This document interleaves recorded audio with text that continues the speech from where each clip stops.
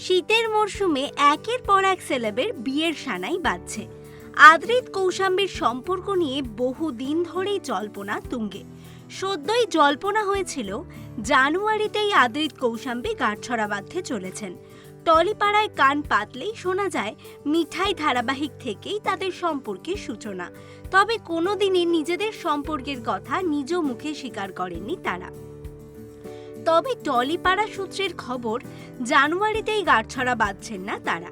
তবে বছরের শুরুতে গাঁটছড়া না বাঁধলেও ফেব্রুয়ারি বা মার্চেই বিয়ের পিঁড়িতে বসতে চলেছেন তারা, অর্থাৎ 2024-এই গাঁটছড়া বাঁধছেন তারা। তবে এই বিষয়ে এখনো মুখ খোলেননি আদ্রিত কৌশাম্বী। এর আগেও আদ্রিতের বিয়ে নিয়ে জল্পনা তৈরি হয়েছিল, তখনও মুখ খোলেননি তারা। মিঠাই ধারাবাহিকে আদ্রিতের দিদির চরিত্রে অভিনয় করতেন কৌশাম্বী। কানাঘুষো শোনা যায় কৌশাম্বীর জন্যই আদ্রিতের বহুদিনের সম্পর্কের বিচ্ছেদ ঘটে। আবার কৌশাম্বীর জন্যই নাকি সৌমিত্রিষা আর আদ্রিতের সম্পর্কও খারাপ হয়েছিল, সেটিও মনে করেন অনেকেই।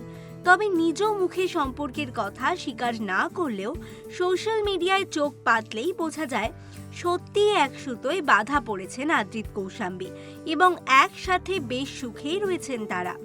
সদ্যই তারা একসাথে নতুন বছরও উদযাপন করেছেন। কৌশাম্বী এখন ফুলকি ধারাবাহিকে অভিনয় করছেন এবং আদ্রিত ব্যস্ত পাগল প্রেমী ছবির শুটিংয়ে। এরকমই আরও ভিডিও পেতে নজর রাখুন আমাদের চ্যানেলে, আর পাশে থাকা বেল আইকনটি ক্লিক করতে ভুলবেন না।